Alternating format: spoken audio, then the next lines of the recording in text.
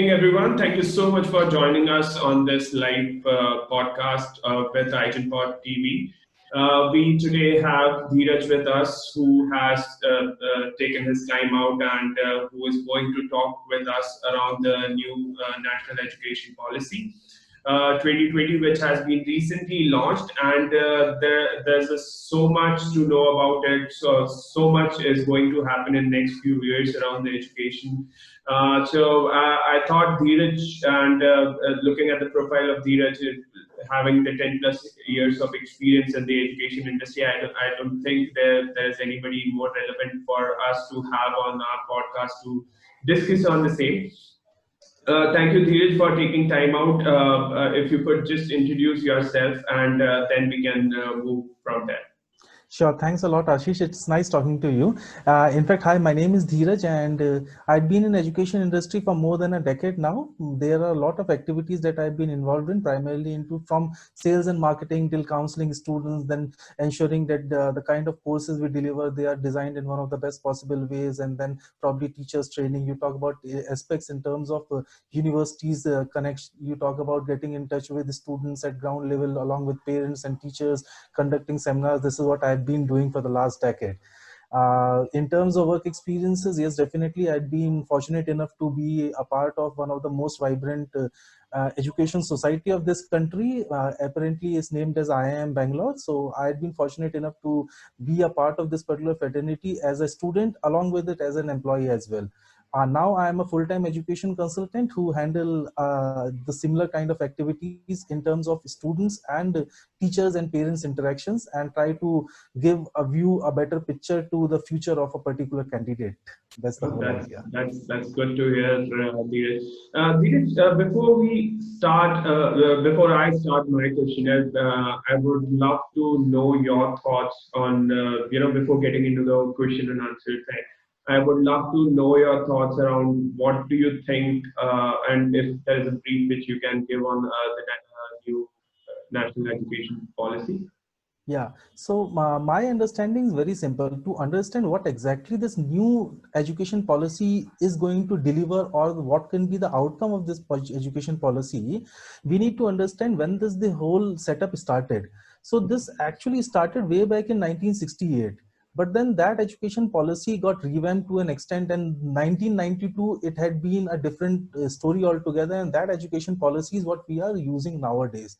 This education policy was more of in the terms wherein a student has to mug up things and to because at certain point of time the lack of education was always there in those at that point of time in life.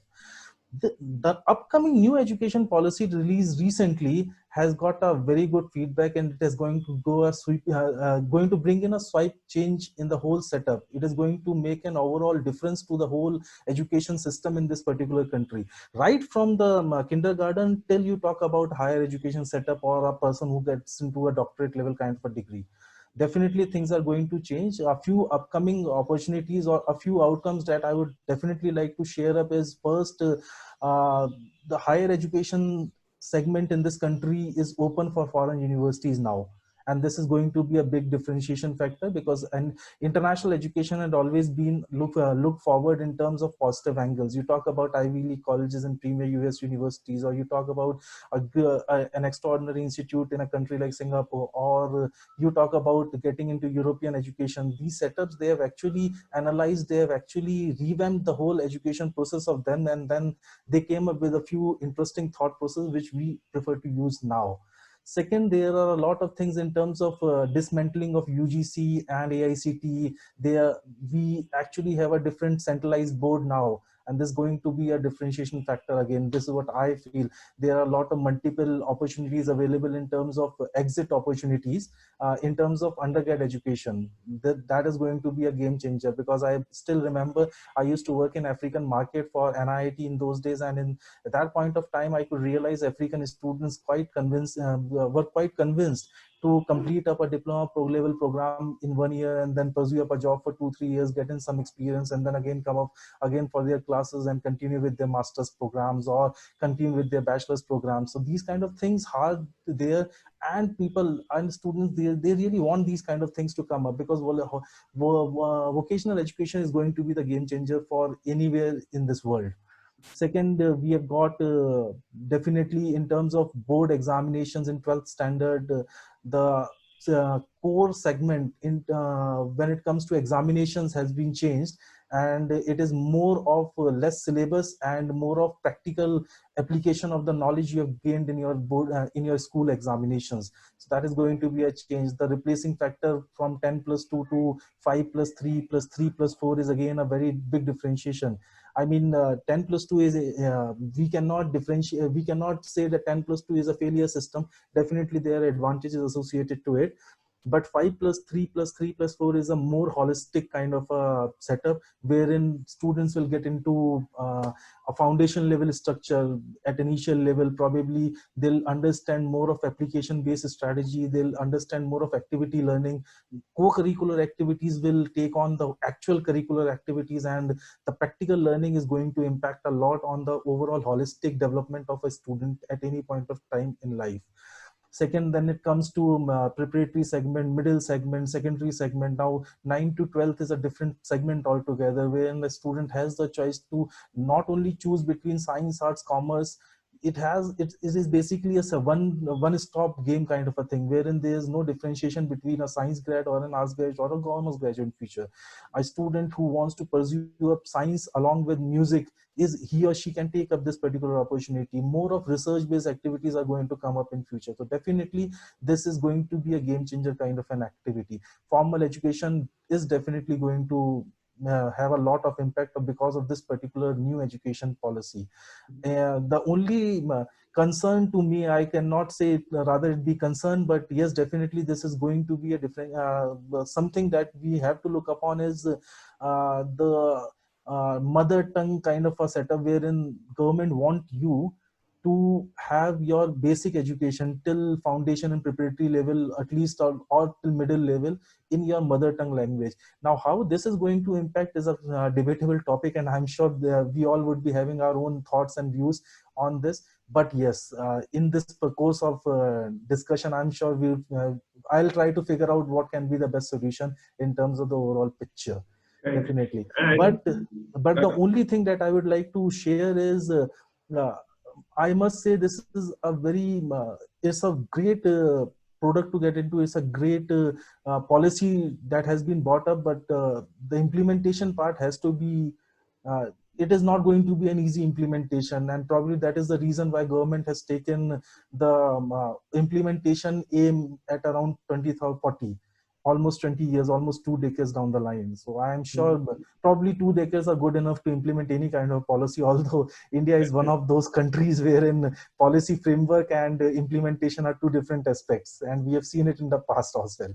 correct, correct. And I think 2 decades is a long, long time to actually, government change, policy change kind of things happens in our country. So we have to wait and watch. But I think many positive reviews, as far as I could understand from your, the kind of brief you gave it to us, a lot of positive things coming out of it. Just few things here and there, and I think government will figure out those things itself. So let's start the questionnaire. So the first question which I wanted to ask was: do you think the new NEP would break the ongoing old traditions in the education field? Because as we the 90s kids, we feel very jealous of this policy, because and we really want to go back to school to understand that how this would be. So what's your thought process around it? See, I think maybe we should start it in a different way. As I started, implementation is the key to any factor. This policy is a great policy, but even if I doubt that probably 20 years down the line, implementation could be done in one of those possible ways. The thing is, India is actually a culmination of a lot of things. It's not just about culture, race, religion, district-wise differentiation, state-wise variations. There are a lot of combinations associated to it. Now, this policy is actually a direction. to each and every state level authority or central level authority to implement things in a better way. However, it is not a mandatory kind of a thing. This is going to be a differentiation factor, because when it doesn't have the mandatory norm kind of a thing, definitely the whole country is not in one particular thing, and there would be ambiguity. That is what I firmly believe in this particular implementation part. However, yes, that is true. If I would be given an opportunity to go back and study again with this kind of a education policy prevalent in this country, I would be happy to take a step forward without any second thought. But yes, definitely the biggest problem with this particular education implementation part is the funds. Although government has said that yes, 6% of their GDP is going to get into this education, this new policy, they are going to put in 6%, which is a very big number, no doubt about it. But yes, 6%, if you are going to implement 6% this particular education system, the second part that comes up is, when you have this education, what are you going to do with this particular education? What are the monetary benefits or the non-monetary benefits that will come up after completing a particular vocational program or a particular degree at any point of time in life? This is where the concern starts, because India, if you want to holistically develop the whole education system, you have to holistically develop the whole GDP ratio, you have to holistically develop the employment generation power, you have to develop the overall picture of this particular country. And uh, not just about studies. The study can definitely differentiate, but yes, unless these things are not in sync, really doubt that this policy is going to give the kind of impact that we expect. So it may not be right to say right now that we should be jealous of 90s kids right now. I'm sure things are going to take up a different toll, and probably things are going to things may not be as lucrative as they are visible on the policy framework. Correct. And I think we have to wait and watch for that, definitely. And there's another question which I also saw in the policy, that the children below class 2 will follow the activity-based learning, and the subjects will only be introduced into the class 3rd and onwards. At Pod, I think Pod also follows the similar kind of thought process, and all their classes which they have for age 4 to 14, they all have this activity-based learning modules integrated, and it's very very important. And we have seen parents welcoming this change, because we at Pod we have like parents coming from all over the world, all the kids studying together. So, how do you see this change being integrated in the education policy and the education system now? Oh, it's a great added advantage to any and every student who is graduating now, whether it be a kindergarten kid or a person who is coming out after board examination, or even a BSc program or a BA program or a graduate or a B.Ed program. Definitely, it is going to impact a lot of things, because at certain point of time, extracurricular activities are the things that differentiate your CV as an individual when you get into a particular job. These differentiation factors are always going to play the role, even today, even 10 years, even a decade, or even a millennial down the line. Definitely these things are going to differentiate you. And the most important thing that we actually forget in this particular education setup is, at certain point of time, the state education departments work by their own thought processes. They do not have a centralized mechanism to handle those things. You do not have a centralized mechanism to even handle NCRT, CBSE or ICSC in one single particular thing. These things, unless they do not get into that particular sync, I really doubt the kind of objective that we talk about is going to get achieved. But yes, extracurricular activities are important. Definitely, they are going to be the bigger differentiator factors. In fact, I would like to quote a particular example. I know I had been fortunate enough to be a part of German education system for quite some time. I could realize that German education system is more of a vocational based training. A student who completes up his schooling actually comes out with at least 3 or 4 skills, whether it be a small carpentry design he can do, or basic painting work that he can complete. But he ends up getting into something that is quite creative, and which is something where he can actually survive and make differentiation. The biggest part with Indian education system, or right now the scenario, is that the research based activities are negligible. Now, Correct. when it comes to research-based activities, since they are negligible, or I would rather say we do not have the bandwidth or the infrastructure available to offer students for this particular research-based activity, things actually take a toll.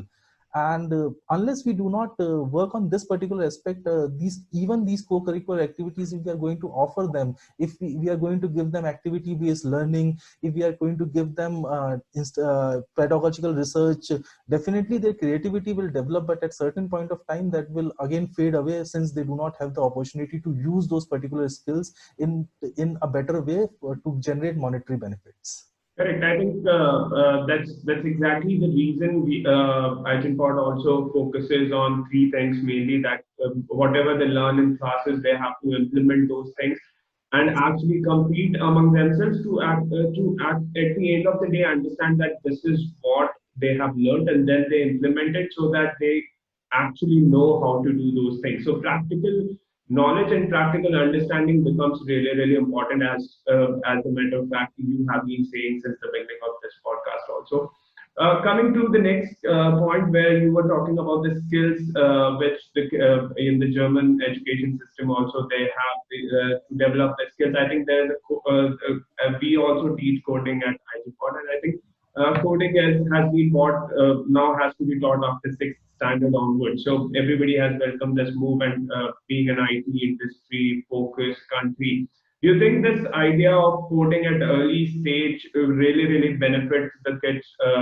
We are seeing companies starting the coding programs as early as class one. So, what's your thought process around that? See, we all know that technological companies are going to be the future. In fact, for the last 2 or 3 decades, technologically advanced companies are leading the board chart in terms of GDP, in terms of economies, in terms of growth factors. And they are the highest employment generators, at least in a country like India, wherein majority of us organized sector works with IT or IT allied services. So that is definitely a game changer. However, I would like to quote an interesting thought process. I would like to share up my personal experience. I had been fortunate enough to study in almost 6, 7 states of this particular country. Reason being, my dad was in army, and every 3 years we used to have a transfer, and then we will be getting into a new school, again a new environment. Things turned up in a different way for me, but I could realize a majority of that particular education of mine was in an English medium setup, in primarily in army schools. Army school is basically a setup meant for education, to deliver education to kids or spouse of a particular army family. Yeah. So, but I still remember when I was in fifth, sixth standard, I started using computer. Remember it was a 1 MB computer that we used to have in our school, although it was one single computer that we were using for 10, 20 odd people working on one single computer. But at least at that point of time, also government has tried to do things. And those things actually brought a lot of change in the market. I mean, I remember the 10th standard, when I completed my 10th standard, my board examinations, 11th, I was 100% sure, let me take computers as one of the subject and take a step forward in learning those particular things. The biggest advantage with this particular technological advancement or using of this coding technique is that a student actually starts implementing logic to anything and everything that is available in front of him. Because coding is basically what? Coding is actually a set of instruction you are using to actually Correct. implement a particular logic in a particular logical way. I mean, there are no emotional connects associated to it, but yes, there are set instructions. If these instructions can be followed, probably anything in this world, any repetitive job in this world can actually be revised or can actually be substituted with the help of technology. Correct. And that is where the change starts. So if at all a student starts coding at an early stage, his logical thought process is going to change differently, whether it be any kind of passion that he or she wants to follow, whether he wants to become a sports professional, or he wants to get into any IT job, or he wants to get into agriculture, or he wants to get into any other segment, any other STEM related segment, or non-STEM, or arts or commerce related activity. The moment someone understands logic, definitely he or she is going to be bringing a lot of difference in the overall picture of the future coming of the particular aspect. Okay. Yes. I think welcome move as per your thought process also, and I think that the point which you mentioned of building their logical reasoning, I think I totally concur with that thought process, because building logical reasoning, critical thinking, all these becomes a really, really important part. And I think parents in India should start to understand these things, that these skills are really, really important. And if you know about Igenpod, we do exactly the same things. We are focusing on these key skills to be developed among the kids. Coming to the next question, I think board exams are now with this policy are going to become much more easier. And there has been a focus from the government to make this whole mark system to go away. But how they are going to judge a child at the end of the day? Like, what would be the judgment process if any college or school has to judge it at, during the admission process? Because we have been through that. So if you get into if you get into IIT or in any good IT college, or you have to do MBA or any other course, you have to give an exam, and there are like criteria like basis your 10, 12 marks, you will be shortlisted and other things. So how this whole judgment process will change? Any thought process around that? I must say this is, I would welcome this kind of a move wherein the actual shift from number-based theory on report card is getting into more of a comprehensive report card, wherein skills and capabilities of an individual are also judged along with the academic marks that he or she is scoring on a particular subject.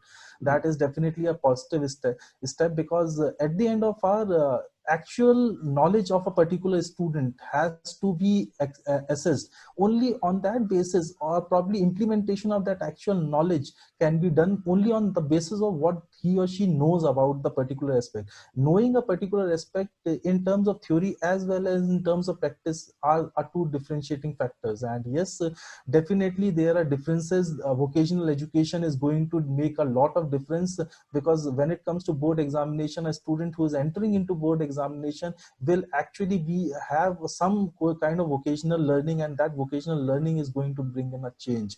Secondly, extracurricular activities will definitely be replicated along with curricular activities. So the board is very clear, curricular activities are important, but at the same time extracurricular activities has to be given the new stake, which is a very good move with anyone coming up to this particular scenario. Now the most important thing that comes up to this particular scenario is how are we going to train these students, wherein we actually need to get into teachers training. Now teachers training is a very important aspect, because right now the scenario is we do not have a lot of teachers who are trained enough to take these kind of sessions for anyone and everyone. In fact, teachers training is going to be the biggest game changer if we can implement that particular thing. The kind of teacher, I do not deny the fact that our teachers understand students in a good way. Definitely do not deny the fact that our teachers are good enough to handle any kind of a question being put up to them by any student or a parent or a teacher, whatever it may be. But yes, definitely the way things are changing and the way government want things to change, and at the same time students expect the same to change, I am sure teachers training is going to play the role. But teachers training, we do not, our infrastructure is not yet ready for teachers training to get implemented at a good pace right now. In fact, I firmly believe that in days to come, younger generation will come up, will take teaching as a more holistic profession, rather than taking it just for the toll of having a job. And the moment this something like this will come up, things will change definitely, at not only at board level, at any other level as well. I think teachers are also. I've seen the change during this COVID period that the whole system got changed from offline to online, and I think they have adapted it really well. As of now, the schools are trying. Multiple startups have come up to actually support kids to actually keep learning during this time when the schools are not open and stuff.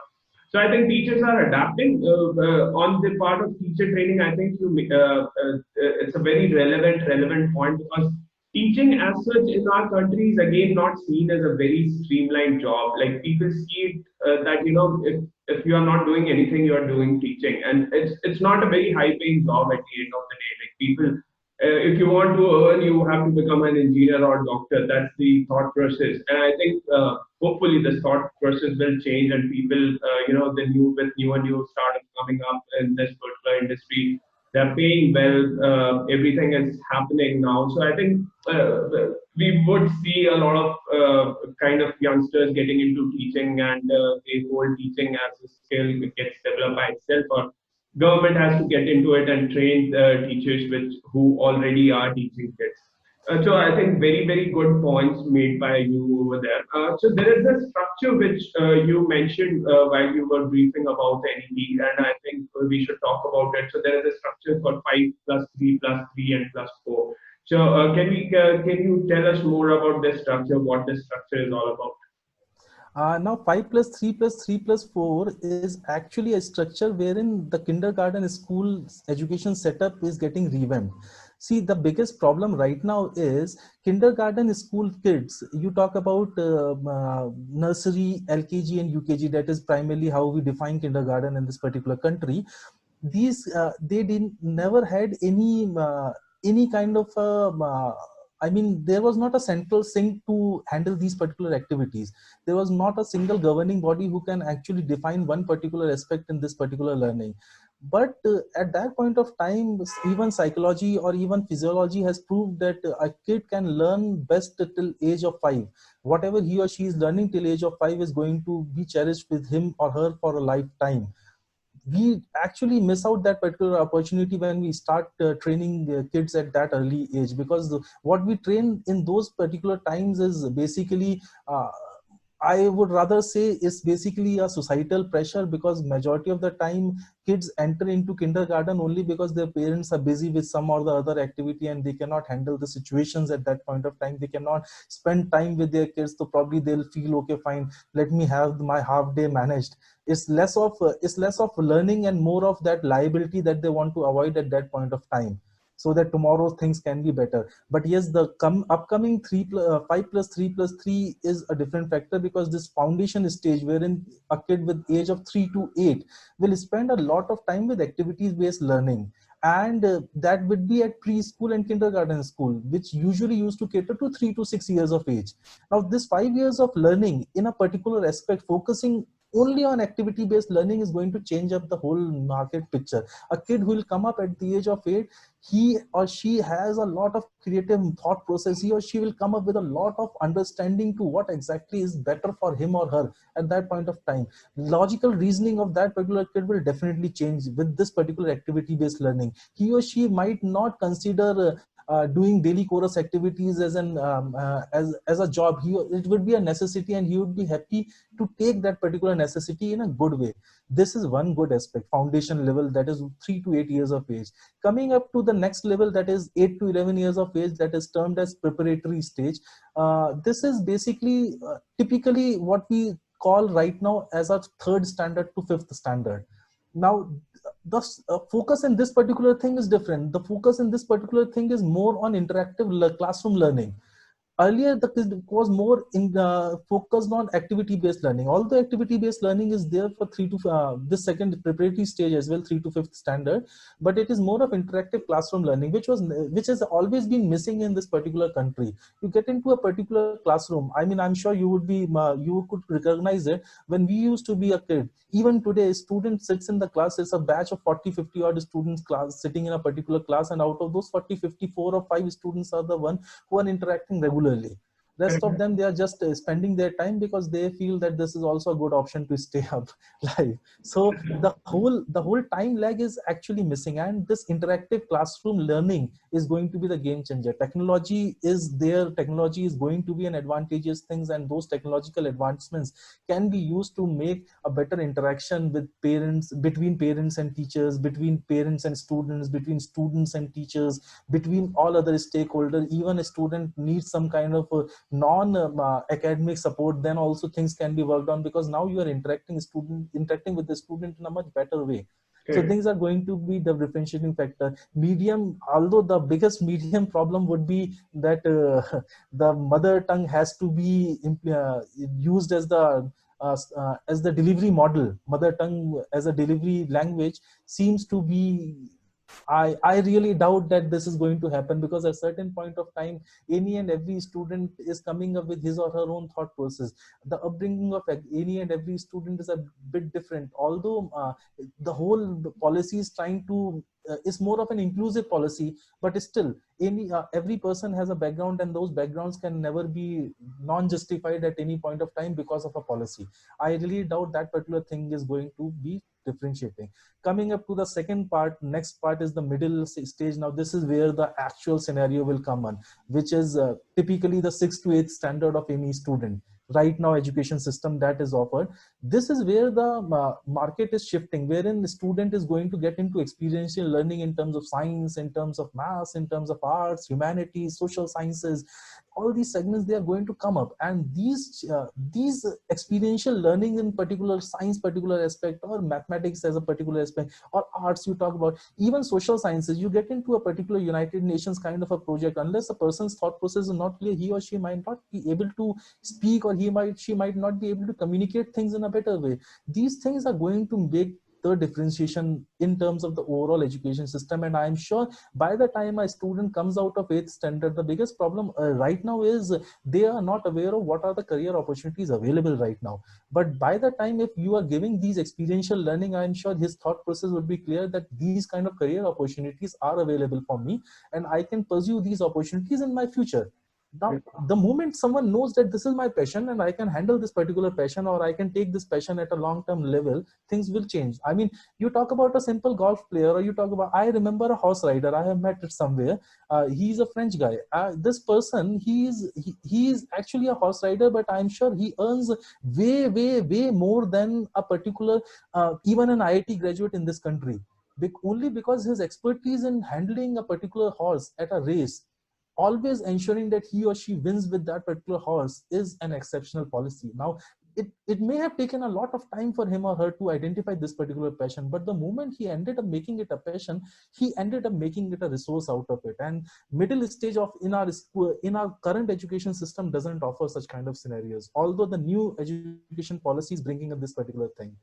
Finally, the stage that comes up is 9 to 12th standard. Now, 9 to 12th standard is actually more of a structure based subject, wherein a person will enter into critical thinking. It is more flexible for a student now. If someone wants to learn physics along with music, he can take it right now. If someone is interested in pursuing chemistry along with agriculture studies, he or she can take that particular opportunity. Someone is interested in understanding financial aspects, investment banking along with, listen, investment banking can be a bigger term, I would rather say stock trading along with learning something about English, or learning something about political sciences, he or she can actually take that particular stream now.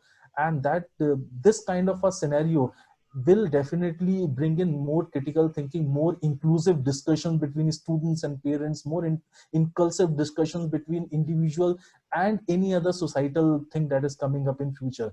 These avenues are going to change a lot in this particular country, probably, if they are implemented in one of the best possible ways. I mean, funding is not a major issue. The major issue is is our thought process that we have to implement it. Let's see how exactly it goes.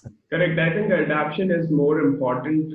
Parents, how they understand the importance, because it's always has been clear in front of us that personality development, interactive classes. There were many good points made by you.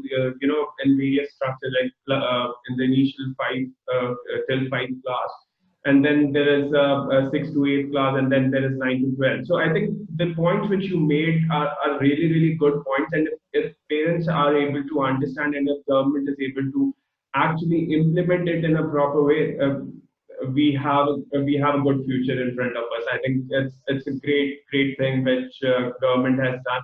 I had a few questions around it where I wanted to understand that this multiple subject structure, and then you also brought around an issue of teaching in the mother tongue to kids. So how will it be possible for parents or for the schools to English medium schools to teach in this particular language? They have to, local language, what local language will be considered as a mother tongue. There are so many doubts around it, right? Like, what about the kids who are in transferable jobs, like you and I also have traveled so much. So what about, like, I'm in Karnataka right now. My kids will never, if I have kids, like, so they would never know that what Kannada is at the end of the day, and they have to learn in Kannada language in their school.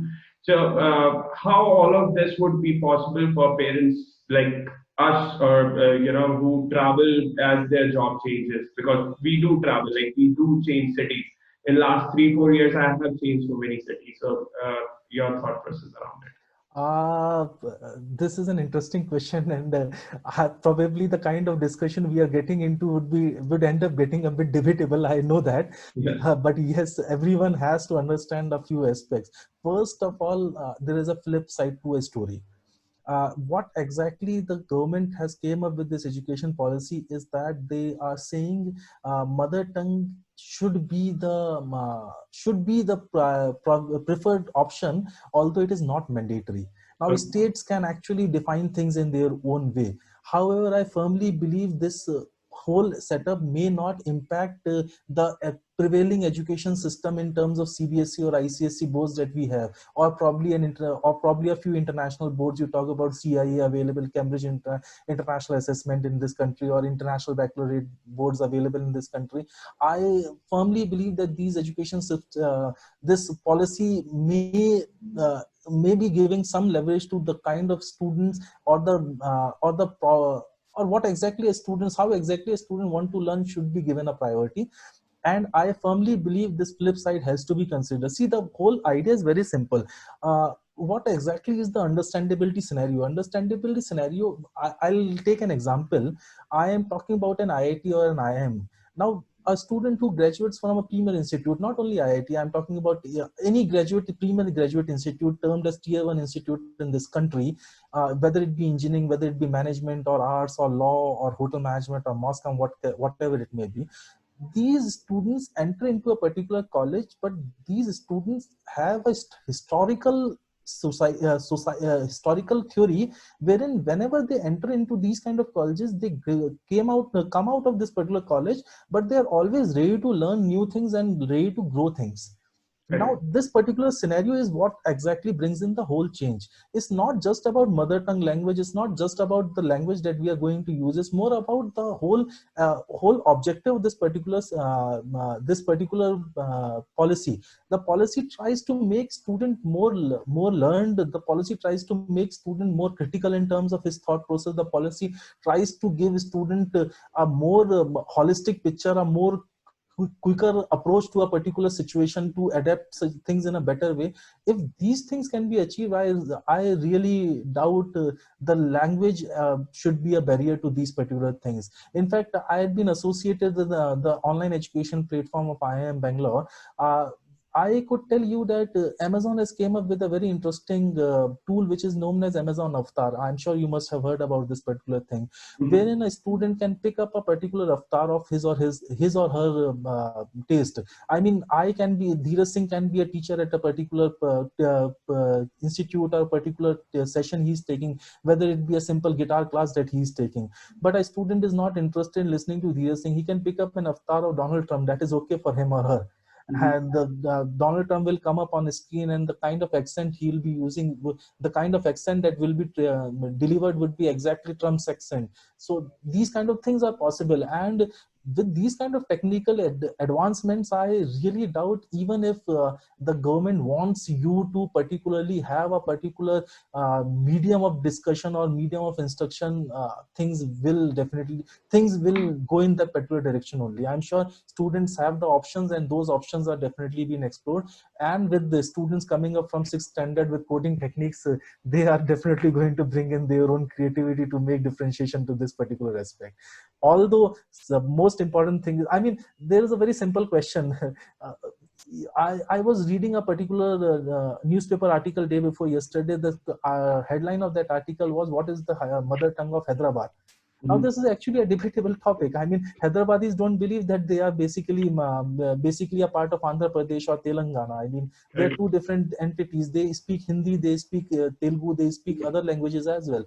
How will you define that particular thing is again a question. I mean, uh, how maybe the correct approach should be that what exactly is the native language of a particular student.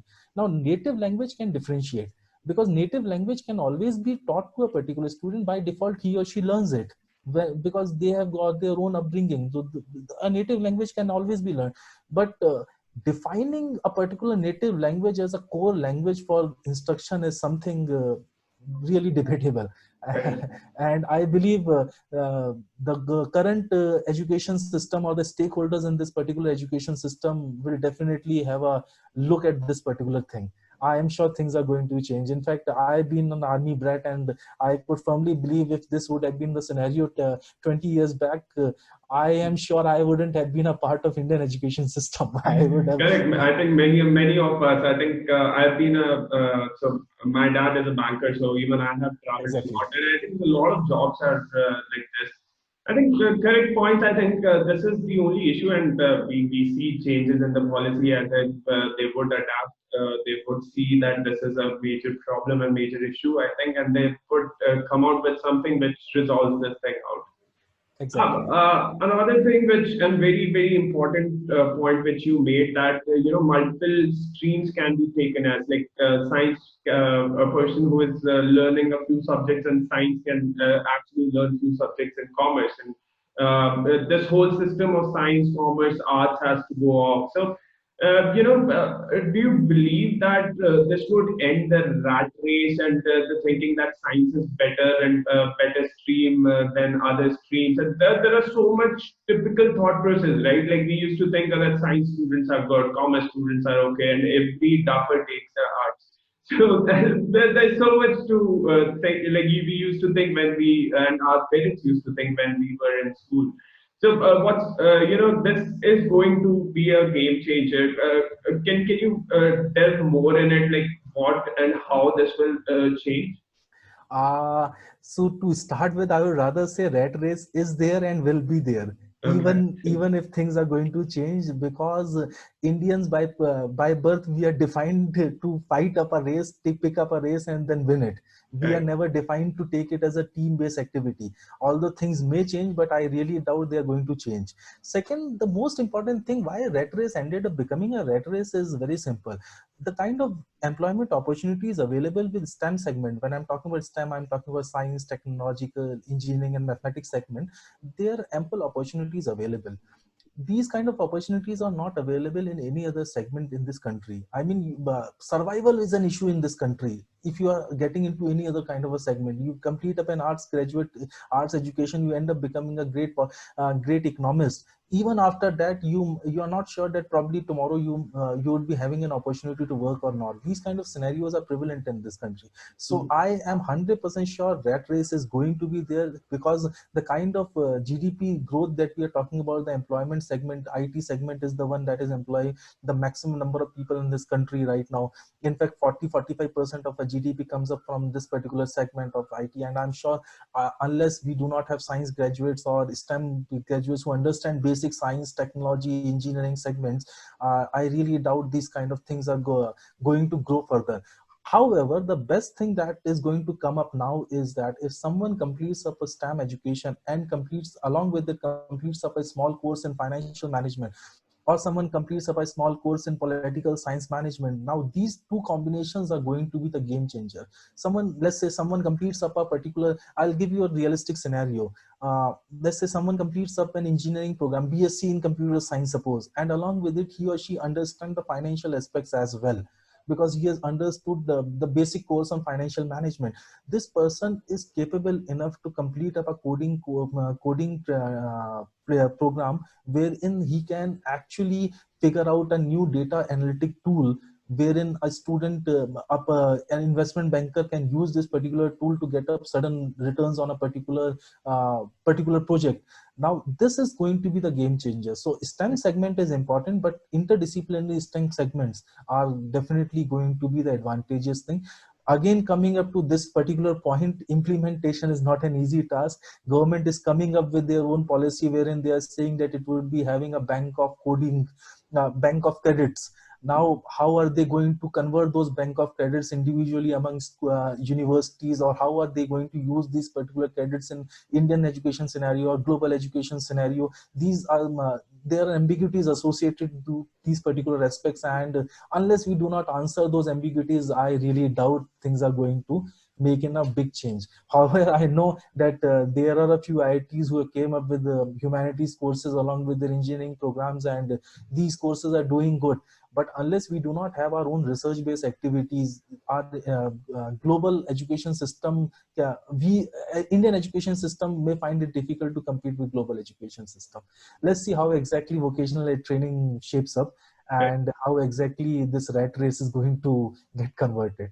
Yeah, and I think a valid point there. I think this is ingrained in us to actually, fight it out and come out as the best personality out there. And it's always there that kutta ji ka ladka ye kar raha hai and stuff. So we like since the beginning of our childhood, that these things are around us, and I think that is it's better for us some way or the other, because we have that competition thing, and we keep learning, and that's why we are one of the among best around the world. Most of the CEOs of the bigger companies are Indians.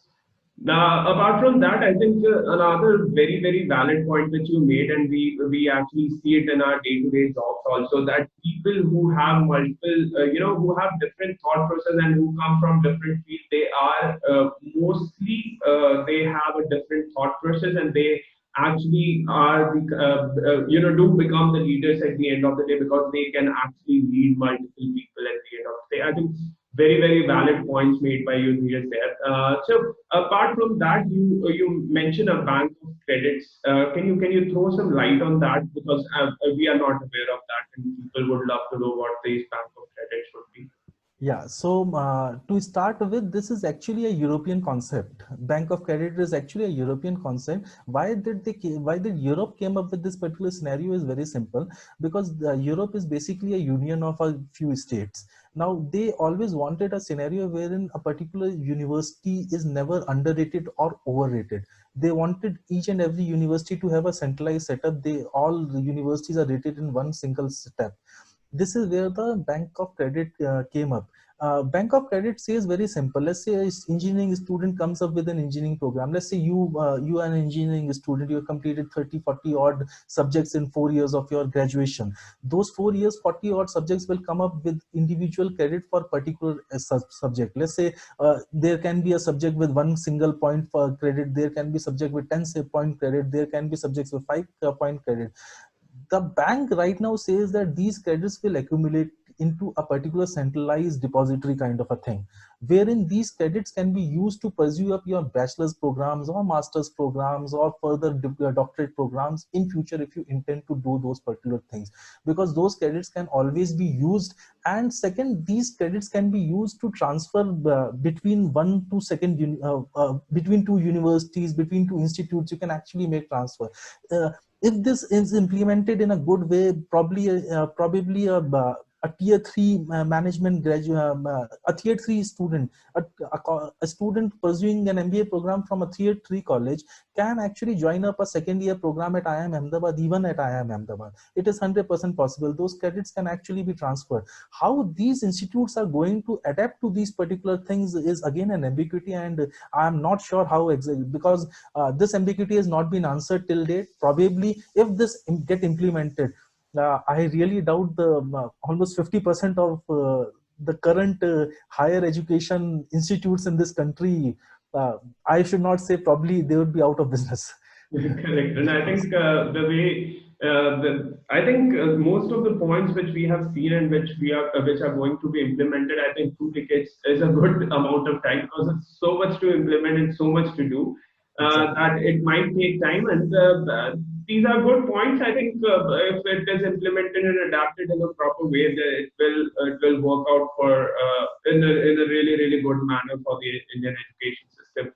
Apart from this, I think there are talks around that UGC, and as you also said, that UGC and AICTE would be replaced by a single higher education regulator. So, how do you think that's going to affect the education system? See, UGC and AICTE are technically a set of people who are working on a particular set rules. That is what I could figure out. The new education, higher education regulator, although it will be a single higher education regulator, but it would be having set guidelines to implement. and there will be people who will be implementing those single guidelines. The only differentiation would be process of implementation would be a bit faster, because now you don't have to juggle between two different jugs to pick up a glass of water. It's basically a single tap which is available. You can pick up the water from that tap to drink in. Along with it, you can have it in your washroom as well. So probably this is the only differentiation. But the biggest challenge here would be higher education system right now in India is quite expensive for anyone and everyone. I mean, the kind of per capita income this country has, I firmly believe it is actually difficult for any and every parent to pick out higher education at a good institute, because higher education is expensive in a good institute. I mean, yeah, unless you do not invest a lot in your teachers training, or unless you do not have a good professor, the institute is not going to make differentiation. And to bring in those particular professors, or those research based activities, or those laboratories wherein these kind of things would be there, it is an expensive deal. So unless they not have a very holistic scholarship based setup, I still believe that whether it be UGC, whether it be AICT, or any other new body that is coming up, whether it be a higher education regulator, unless the scholarship policy are not being defined, a person who actually wants to excel, who actually wants to learn, if he or she is not getting the kind of opportunity only because of the financial constraints, things may not be able to get implemented. This is a firm statement I would like to make. Correct. And I think valid point. I think the kind of thought process which has been brought out, I think there is a lot to be done around implementation. Again, the same points which happen. It's always there. You know, once a policy comes out, it's like good. It's everything is going to get better. And then the other impediments comes out that, you know, there has to be an implementation factor which we have to see how this will be adapted and stuff. Good points there, Dheeraj.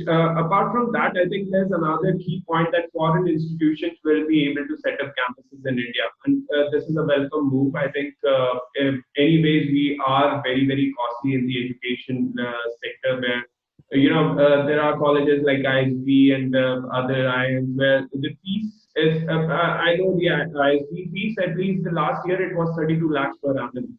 So it's a 1 year course, and you have to pay 32 lakhs to complete a course, and that's like it's almost there how much US charges for an MBA in US also. So I think the way that foreign universities will come in India, will it change the Indian institutions a lot? Do they have to up their game, and what's your thought process around that? It's a very simple statement. Competition is the key to success, and we Indians are defined by competition. By birth, it's a rat race, and we have been defined this particular thing. I'm sure this is a great move. The moment an international university comes up with their own research-based activities, I mean, I still wonder tomorrow if Harvard comes up with their campus in Bangalore. I really doubt that even coming up from a premier institute like IIM Bangalore, it would be difficult for me to compete with the kind of research they would have done in their own individual segments. Their approach to that particular research, their approach to that particular funding, to that particular activity is pretty good. And when it comes to those particular things, the moment they'll enter into this particular market, by default, the GDP that is being defined by government with 6% to be invested in education, I am sure that would be implemented. In fact, right now the scenario is, even if the 6% comes up to individual state boards, individual departments, I'm not sure whether they have whether they know what to do with that particular money. I mean, the fund is available. They actually do not know. They do not have the framework. They do not have the road path. They do not. But the moment these international universities will come up, they already have their implemented roadmaps. They have already implemented it at global levels. These universities will definitely bring a lot of change. And second most important thing, see, the technical part is a different story. There is a we for the last 2-3 decades we are talking about a scenario wherein we say brain drain from Indian market. This has to stop. Unless this is not going to stop, India can never be a superpower. And we are talking about a scenario wherein 20 years, 30 years down the line, we are talking to become the highest GDP earners, or we are probably talking to be the biggest economy in the world. That is not going to happen unless this brain drain is not going to get stopped. The biggest challenge right now, I still feel, is the medical segment and law segment in this country has been kept away from this whole education setup. I mean, the new education policy. Legal policy has to be inclusive and has to be included in this particular setup. This is what I feel.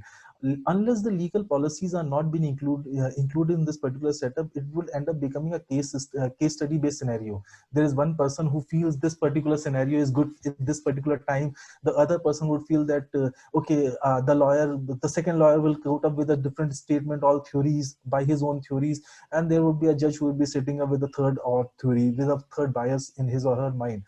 Unless you do not have an inclusive approach to this particular legal education system or legalities, I think the whole picture of having an international university in India and competing with those universities, and Indian universities competing with that particular university, is not going to happen. The biggest differentiation is this only. However, I firmly believe it's a welcome move. Definitely international universities should come up in Indian market and should pick up students, because majority of these international universities, I'm sure at least 30 to 40% students in US based universities or European university, or you talk about Australian university, premier top 100, top 200 universities are Indian. Or when you talk on, if it's not only in 30-40% Indian, 60 to 70% of Southeast Asian students. You talk about India, Pakistan, Bangladesh, Malaysia, Singapore. These students actually want to get into. They want to learn things and they want to implement things in a better way. They want to innovate things. And one of the thing that they lack is the kind of resources that they get. These international universities already have those resources available. This move should be welcomed in one of the best possible ways. Is what I think. I think valid points, Dheeraj, around that. And then there is another question which is there in my mind where you were mentioning before that there's more focus on the vocational training, curricular and co-curricular activities are now to weight. The weightage would be given the same. So do you think this society and society is ready for this particular change? If I have to think by myself, I think not, because most of the parents still think that pad lo, rut lo, mug it up and go and write something and get those marks and get into a good institute, and that's it. That's how your whole system is going to work. So, what's your thought process around that? I think probably unless we don't make things mandatory for anyone, we as Indians are not defined to work in that particular segment. To be upfront, the current education system is working decently with a particular set of structures is only because that has been kept mandatory for any and every person to get into. Once you complete up your 10th standard, you need to get into 12th standard. Unless you do not have this particular scenario, you cannot get into 12th. Once you have completed 12th, unless you do not have this, you cannot get into graduation. I mean, the mandatory norm is there only because of that the system is perfectly working. Unless that mandatory setup is missing, I don't think Indian society will accept anything. So I'm sure this particular point of time, even it be the state education boards or the central body who is governing this whole power, they have to make certain things mandatory to ensure that the best result comes out. So that is the only take I would prefer to say. And I think there's another point there where which the policy has that now the UG courses can be 3 or 4 years, and there's kind of certification for each year which you will get. You also mentioned this. Do you think this is going to help students to pursue their passion more, or something around that? Yes, definitely, because the simple scenario is very simple. If you want someone to complete up a particular activity, let's say even I'm talking about a scenario, even you and I work on regular basis, but you want me to work regularly for 1 month, I may not be able to do it. I actually need some break at some point of time in my life. And this kind of education setup coming up will definitely give me the necessary break Mhm. whenever you need. I mean, let's say someone completes a 12th standard and wants to enroll for graduation. It's a 3-year program. Now 3 year is divided into foundation program in first year, diploma program in second year, and degree program in third year. Fourth year is more of research plus degree program, if in case it's a 4-year degree program. So this kind of scenario, if someone completes the first year of education and he or she wants to take up a break, get into let's say some, because she has done some vocational coaching, get into a month or probably a 6 months gap wherein he would prefer to explore his vocational education or pick up a new passion, definitely he or she can do it. and that is going to be the game changer. There would be no pressure on him to complete up a particular course and within stipulated 3 years of time.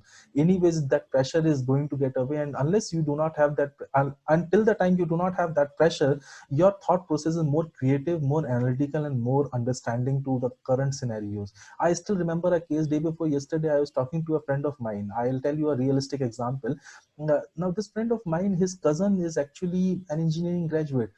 He completed engineering. He's doing well in life, had a decent business opportunities. Basically, a Gujarati, things are doing well for him. But he, by profession, he wants to become a filmmaker. Now talk about the, now think of a person who completed engineering, who's completed everything, and he wants to pursue filmmaking. He came up to me with a statement that what should I do in this case of scenario? I do not have an answer. I ended up giving him a few suggestions on getting into Indian film institutes, global film institutes, how to get into scholarships, how to get pick up with the PLORs. He's actually an engineer. He's got a bias. He's got a pressure on his mind, wherein his parents are saying that what are you trying to do in life? Now, if this person is given an opportunity to pursue first year of engineering and then he feels, okay, fine, this is not my cup of tea, I want to get into filmmaking, let him explore a year of filmmaking as well. No, and it is 100% possible. 2 years he has got his own individual credits. Now these credits can actually be used at a second stage of life, and definitely that is going to bring in at you. You never know that he might end up becoming the next Amitabh Bachchan in this country, and that is 100% possible. This is a very simple scenario. You want to become a sports player at the age of 25, you are actually out of market, practically speaking. If you want to become an athlete at the age of 15, unless you do not start at the age of 15, by the age of 25 you are not at your peak, and if you are not at your peak at 25, by 30 you are actually out of market.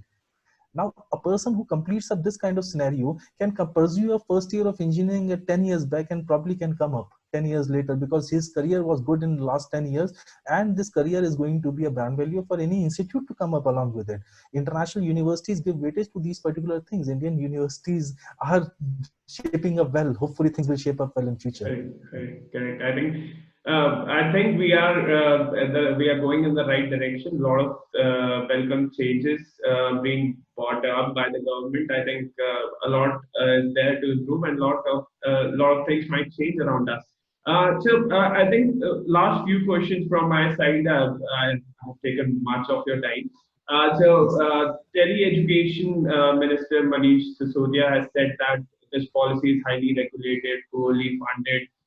You mentioned that the funds are, okay. More important is the implementation factor. Do you agree with his views that what he said and what's the current thought process there in the market? I think he is relevant at a point that funds are not available, because technically funds are differentiated in state wise, funds are differentiated district wise. Delhi being a place wherein by default education system has been in a decent shape, so government may not be funding them in the kind of expected scenarios. He could be right in every aspect. That is 100% sure. But my understanding is more important. More important is, even if you have funds, you do not know how to implement those particular funds. How to use those particular funds is the only question. I am sure if our honorable minister can come up with a particular framework wherein he can say that funds can be used in these particular ways in this particular scenario, I really doubt the government, the funds would be any issue for him in future. Because once the whole education policy is on the framework of government's picture, I am sure they would do they will not leave any stone unturned to ensure that a state makes up the best out of that particular policy. But yes, he is the education minister, honorable minister, and he has some understanding, probably a better understanding on funds than me or you. I am sure he has his own thoughts for this. Yes. And I think many valid points came up during our discussion, and there were a lot of issues and most of the issues which we think is that policy is good. There is few things which is around the language and the mother tongue thing, which has been brought up. Apart from that, we discussed around the implementation factor, which is really, really important. Do you think there are any other issues which we have missed out, or any other points which you would like to bring in before we close out our conversation? See, the 360-degree holistic progress chart of a child is something that we should look forward to. 360-degree holistic progress child is what wherein a student is not just critically good, he's not just academically sound, he is not good in science, along with he has to be good in arts, he has to be good in commerce, he has to get some 5-7 times of vocational trainings along with it. It has to be more holistic for gifted children's, I would rather say.